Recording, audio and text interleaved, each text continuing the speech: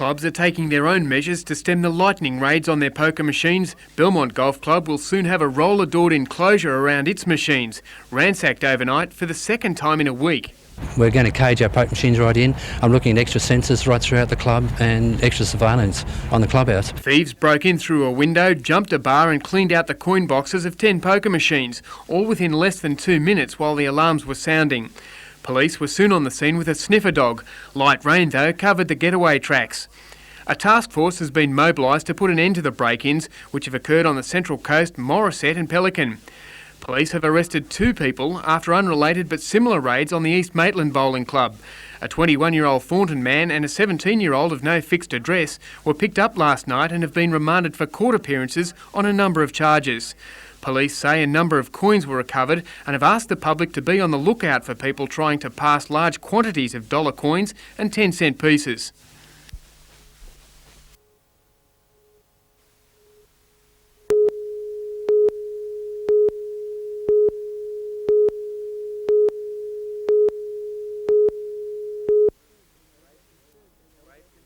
Grave concerns are held for the Erina teenager after he failed to come home with friends from a camping trip on a small island near Gosford. Residents along the foreshores of Brisbane Water reported hearing calls for help on Sunday night. An extensive air and sea search was scaled down after no traces of trouble were found. Police interviewed other teenagers who'd been on the island, which is cut off by tricky currents at high tide. The boys said they'd heard loud voices from a passing boat, but had not seen their friend since midnight on Sunday. The teenager's father has been assisting police in a fresh search of the area.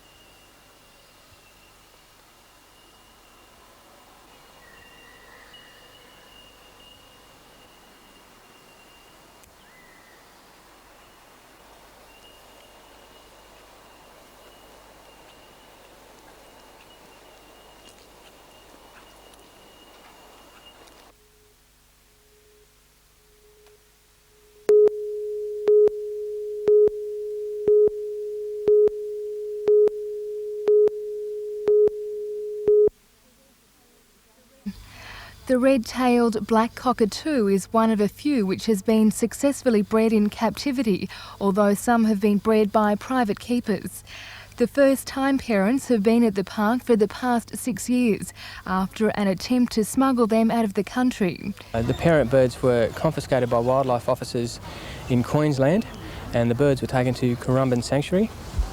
And we actually were lucky enough to obtain them from Currumbin, and we've had them here for the past 6 years. And what sort of money would they fetch overseas? Well, these birds are probably worth quite a few $1,000s overseas.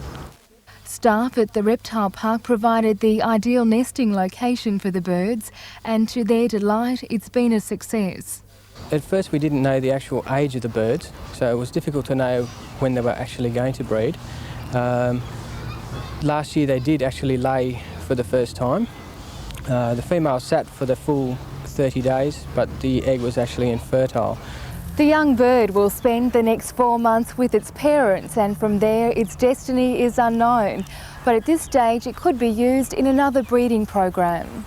The Australian Reptile Park is also running a competition for young children to name the spectacular parrot. Jenny Crouch, NBN News.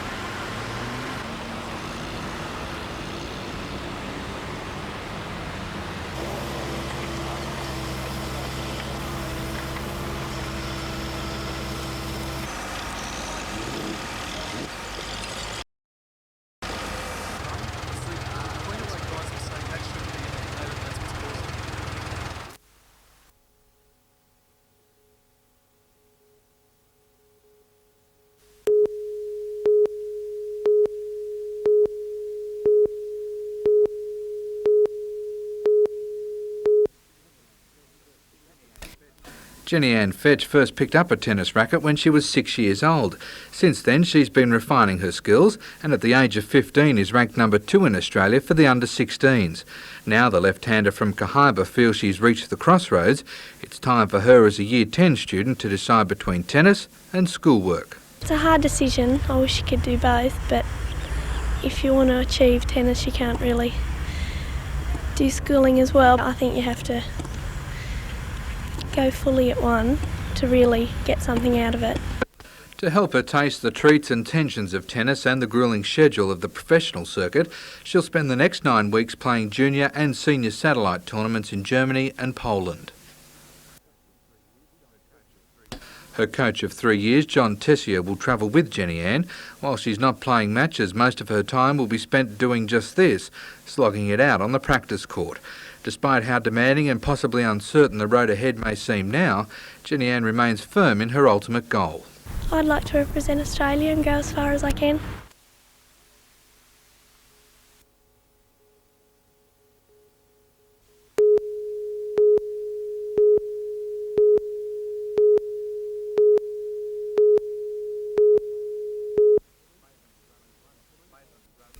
Maitland has only won 3 this year, but in nearly every game has pushed the opposition.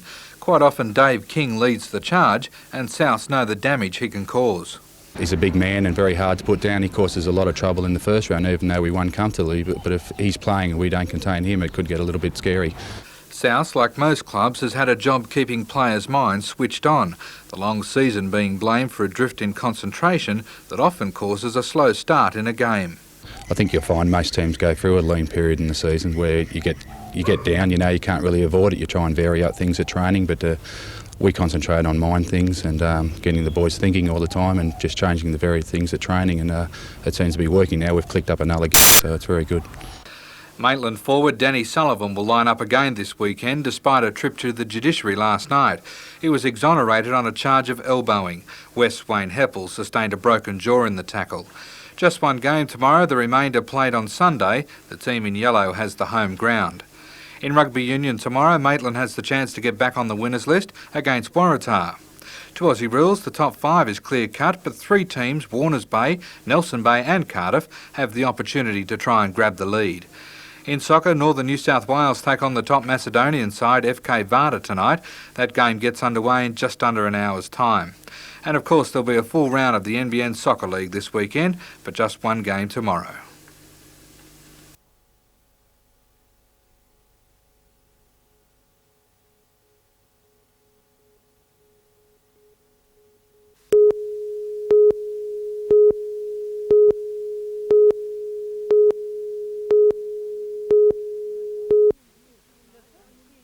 The first few years of life are an important time for any child, but for those with developmental disabilities, it's particularly important. The Hunter Prelude Early Intervention Centre at Curry caters for 110 children with a wide range of physical and intellectual disabilities. Children like Amy and Samantha Stommeyer. They both have Netherton syndrome, a rare skin disease which has affected their progress and shortened their life expectancy. Amy was just laying there. She wasn't doing any moving. She wasn't able to crawl or get about. Now, with the help of Julie and the ladies from the centre, she can virtually play like a normal child. The centre today celebrated the opening of extensions and a new playground. While this may look like any other garden, it was built with the special needs of these children in mind. It's very different. Our garden here is now called a sensory playground. It's geared toward children with disabilities. It's geared to help the child develop all 5 senses.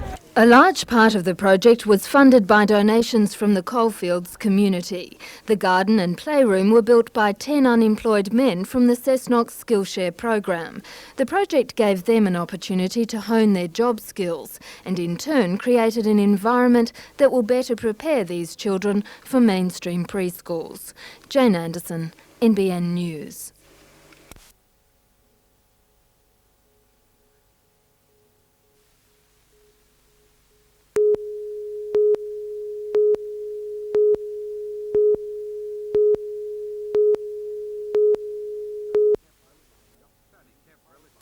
Tony Kemp relished in the opportunity to play 5'8", using speed that he hasn't shown in Newcastle for some time.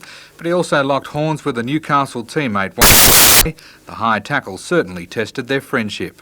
There's no mates in Test football, I suppose, and that's been said and said in the past, and there was nothing in it. It was just a high tackle by me, and Chief, he gave me a couple of words in the tackle, so we pulled away from him, and that was basically it. And despite his good performance closer to the action, the Knights this week picked him in the centres. I've let it be known that that's my preferred position, and the more I get to play 5'8", the happier I am. His contract finishes this year and Knights management still hasn't spoken to him, but he says that won't stop him from giving his best against the hot and cold Penrith side on Sunday. By all means, they're not going to be an easy team. They have been there and done it before, and they're going to be trying to do it against us. So we've got to be right in our game this week, and I think if the boys are playing like they have been over the last 2 weeks, we can get away with it. Coach Wade has named a 17-man squad but won't nominate his official side until late on Saturday.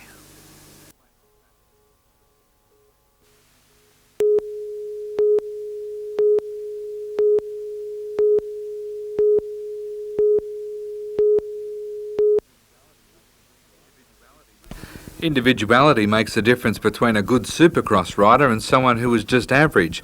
Last night, Curry's Joel Elliott showed off a move in the expression session that left his American counterpart Mike Jones looking pretty cold. In the team's racing, the tight corners provided plenty of spills. If you made it through, there's a big chance you'd go on to take the checkered flag. Australia's Danny Hahn blitzed through the heats, scoring well for his team but couldn't get it together for the finals. Between heats, promoters organised a variety of entertainment, from high-funk dancing to funny cars. Tonight, riders will line up 8 in a row to compete as individuals.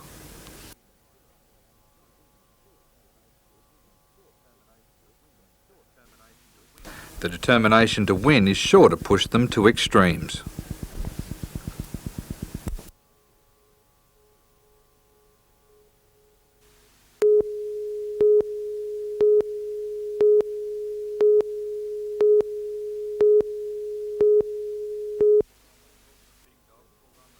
Big Dog pulled on the shorts and T-shirt to kick-start the NBN Junior Soccer Tournament for teams up and down the North Coast. Knowing how fleet-footed he is, opposition coaches called their troops in to rearrange game plans. Big Dog started the game with a deceptive kick, then some fancy footwork had the ball heading downfield. But it was ricocheted back, catching him off guard, hitting him fair in the head and off his feet. The player who KO'd the dog was headed for the doghouse, but the referee's whistle put a stop to that, and the big guy was sent from the field. The competition continues tomorrow, the winner taking home the perpetual...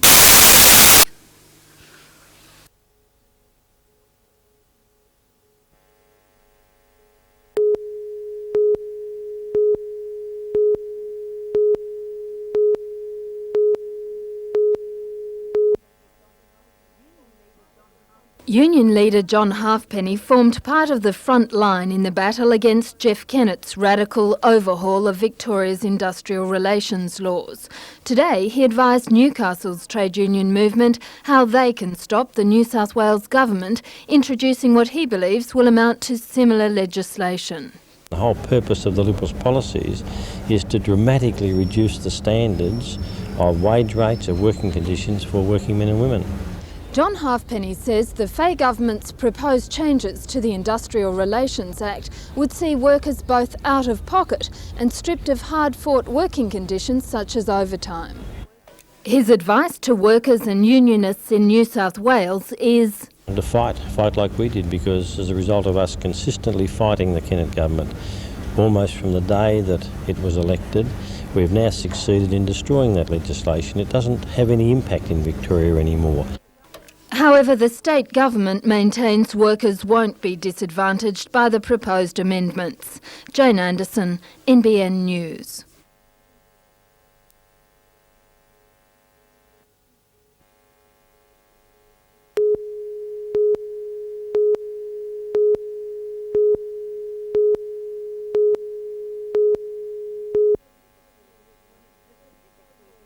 The Pacific Ruby is one of 3 so-called mercy ships. Based in New Zealand, it's run by a Christian organisation called Youth with a Mission. Since this ship began operating more than 2 years ago, it's taken a team of doctors and dentists to 10 countries in the Pacific. To date, they've treated more than 4,000 people in need. During our time here in Australia, we're collecting eyeglasses, prescription eyeglasses, as well as various medical supplies and equipment that we'll be taking back out into the islands beginning of next year. The crew is staffed by volunteers and most of the donations come from Australians and New Zealanders. While it's docked in Newcastle Harbour, the ship will be open to the public. Jane Anderson, NBN News.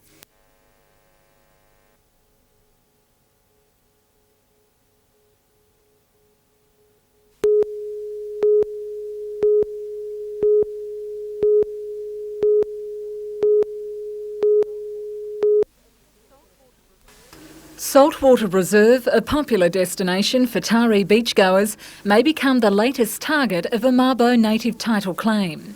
It's always been a place of Aboriginal significance, and this has been recognised by the state government. And I've spent most of my childhood here, camped here, you know, with my parents and most of the Fairfleet residents.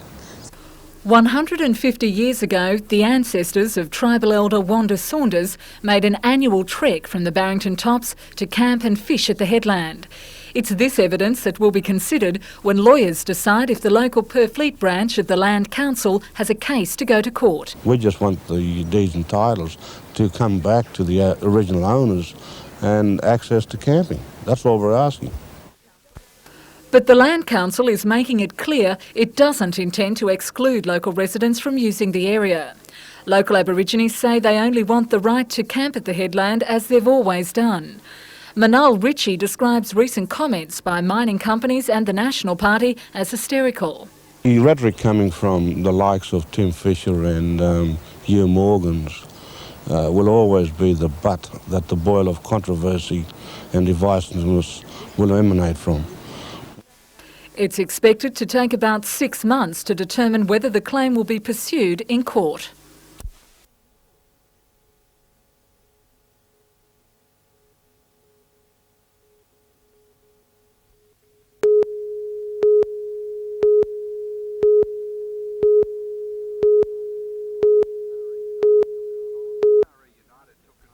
Taree United took control of the game from the outset. Halfback Justin Kedwell found an early hole in Warhope's defence and he opened the scoring. The trend continued when prop Dean Clark made a clear break to touchdown in the corner. The Greens' attack was relentless. After a scuffle under the post, second rower Martin Anderson snuck over the line to put victory firmly in the sights of Taree. After yet another try to the Greens, the out-of-form Warhope finally fought back, notching up their first points shortly after play resumed. After a second try to Taree centre Michael Wheeler, Warhope took the final points of the game, but it was nowhere near enough to win. The final score 34-14. In other games, Port Macquarie obliterated Taree Old Bar and Foster Tuncurry defeated Wingham. On the competition table, Warhope retains the lead despite a disappointing loss, but Port Macquarie are close on their heels, followed by Foster, Tuncurry, Wingham and Taree United. They've edged out Taree Old Bar to reach second place on the table.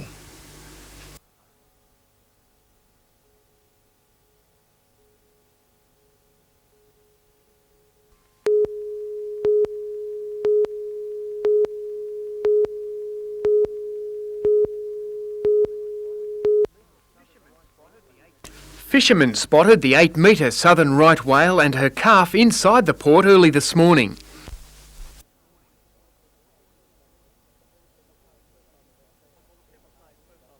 Well, the skipper was saying the first time they've ever seen them in the harbour. They've seen them off the harbour, but to be in here, everyone was just having a great time watching them. I thought it was really great.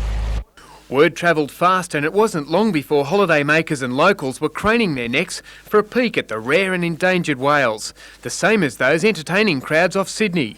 It was a holiday treat for the bay. Thousands lined the foreshores. Cruise boats and authorities shepherded the whales out through the port. I think it's a good sign that the stocks of this particular species are on the increase. The southern right whales were named because they were the right ones to catch and floated once harpooned.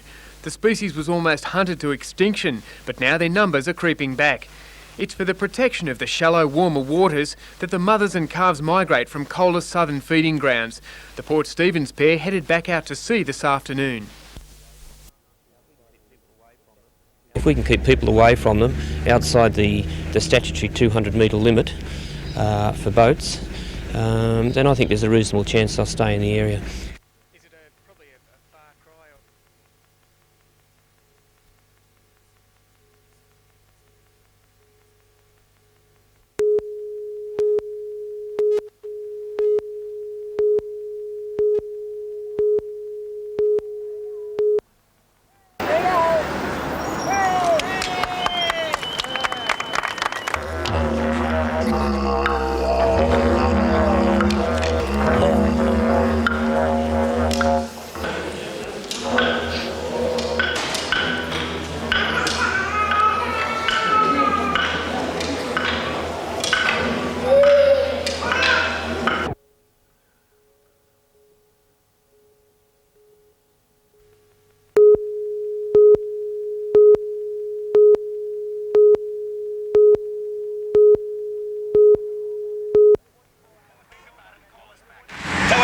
That's open 24 hours a day.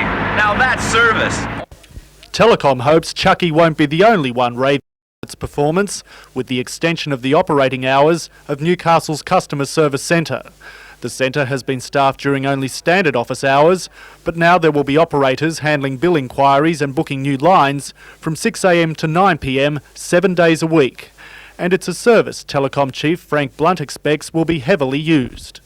Our research would indicate that up to maybe as much as 40% of our calls would come in on a weekend or after hours, normal business hours, based on our history. At this stage, the extended hours are only a trial, with Newcastle being the litmus test for the rest of Australia. Newcastle is a very important central area in New South Wales. It's centrally located, number one. It's the right size to do a pallet of something this large. The program has been an employment booster. 85 new staff members have been recruited. Mr Blunt also announced $11 million will be spent this financial year in upgrading telephone exchanges in the Hunter. And all these improvements, the telecom boss admits, have been partly prompted by the appearance of a competitor, Optus.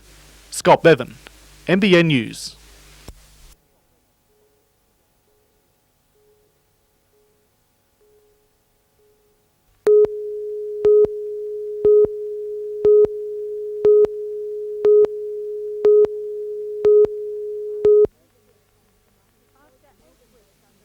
After 8 weeks under the microscope, Melbourne-based consultants AD Lone & Associates released its prognosis. The report says the Mater is seriously underfunded due to the size of the hospital, the type of services provided and excess medical staff. The consultants believe the Mater is not economically viable at its present size of 215 beds. It says the hospital has an administrative structure and resource capacity to support up to 240 beds. Medical Staff Council member Dr Chris Howe believes there should be changes to the way the existing budget is spent. We are very critical of where the money is being spent as it is, so forget the 2.5 million. Let's look at where the money is going now. Let's look at excess administrative staff. They'll save a lot of money just in that. However, Sister Hegarty says no staff will be cut. Instead, it's refurbishing Block 3 with a view to increasing bed numbers. It's obvious that there's no point in our putting people off in order to bring them on when we were well aware that the Block 3 refurbishment require the administrative level that we do have. The report says unless more beds are added, waiting lists won't be reduced. It seems the Mater's problems have been compounded by both the earthquake and the of inexpensive services such as paediatrics and obstetrics to the John Hunter.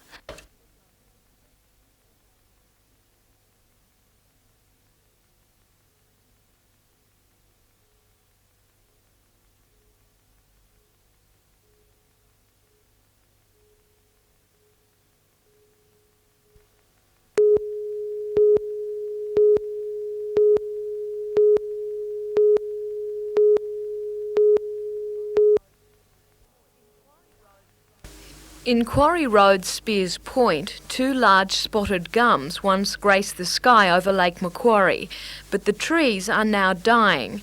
The owners and neighbour John James discovered on the weekend that the trees had been poisoned. 2 holes have been drilled in the bottom of each trunk and poison or herbicide poured in. I'm absolutely staggered that anyone could carry out such environmental vandalism on a tree. I wouldn't have thought any person in this area would have done that. Mr James is now concerned for his own tree, a 50-year-old turpentine which grows beside the 2 gums. Complaints have been made to the local council about the neighbours' trees, plus my tree at the back, obscuring views. And I feel that we might be on the poisoners' hit list for the next tree. It will cost the owners hundreds of dollars to have the dead trees removed, and if the culprit is caught, he or she faces heavy penalties. If you do poison a tree like this, you face a maximum fine of $20,000, and then there's the civil action. Charges of trespass and willful damage can also be laid. Jodie McKay, NBN News.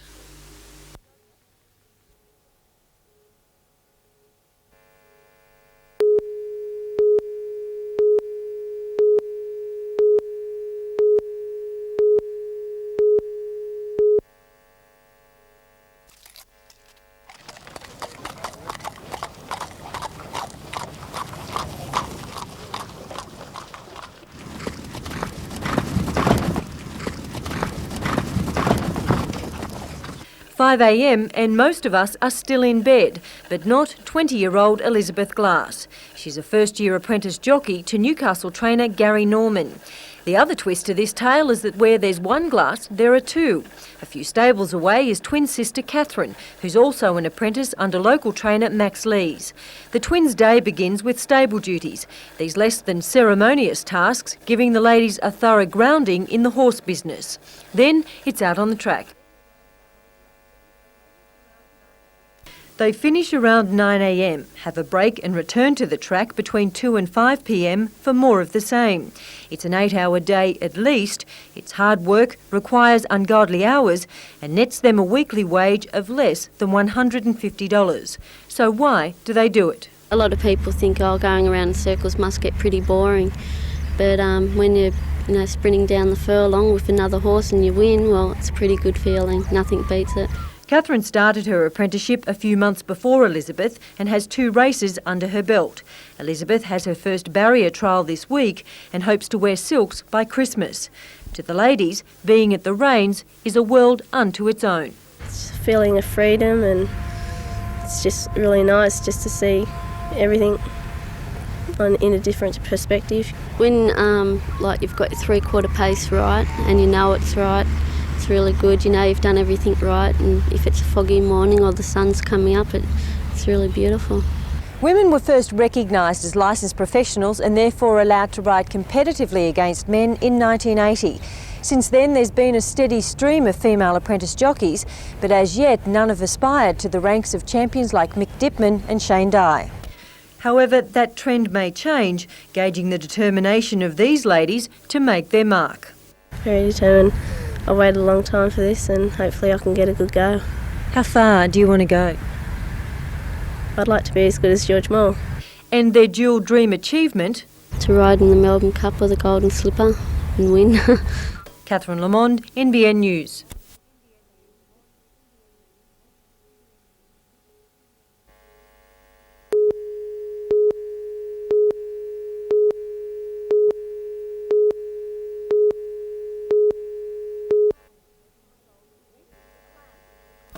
This is the plan which will control the ordered development of a 5-kilometre corridor of land between Maryland and Minmi.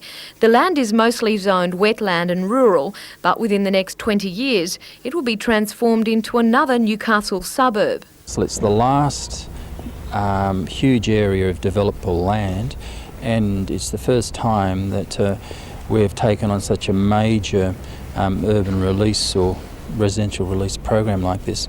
The first blocks of land will be released around Christmas. By the year 2013, more than 9,000 houses will cover this land.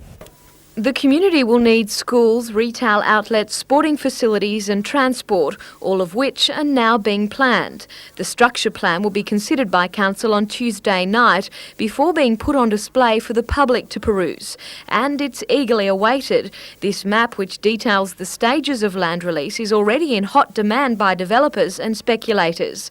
Jodie McKay, NBN News.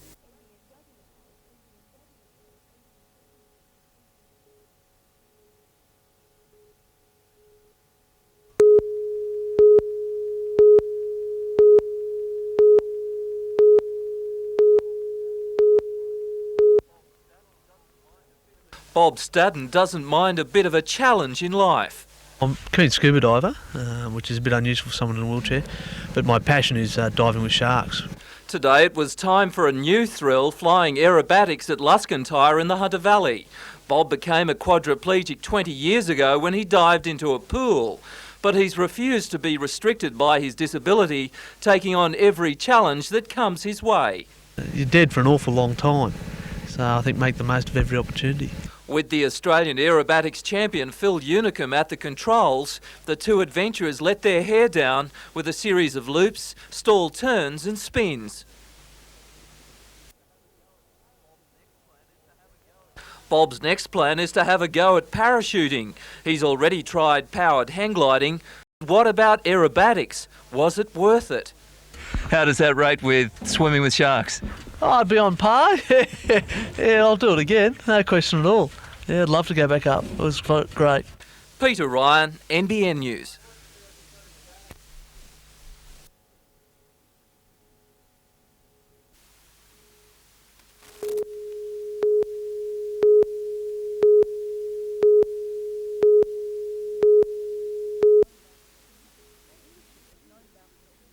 Industry has known about the importance of quality for years, but total quality management?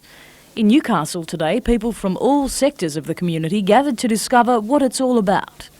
Total quality management will improve the efficiency of organisations, it will enrich the lives of the people who work in those organisations, and at the end of the day it will make them leaner, more efficient, and thus able to compete in an increasingly competitive marketplace.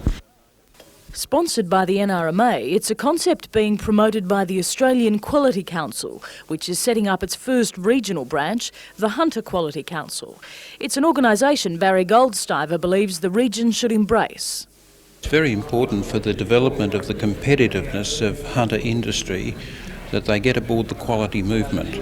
That's what's happening in Europe and North America, and it's starting to happen here in Australia. Today's seminar aimed to uncover just how the hunter can best adopt the principles of total quality management, and the HQC has a number of ways in mind. Over the next 6 months we have workshops planned to teach the tools of total quality management to the participants that were here today, culminating in a great large conference in April of next year that will be the end of the first year and will bring together what we've done over that first 12 months.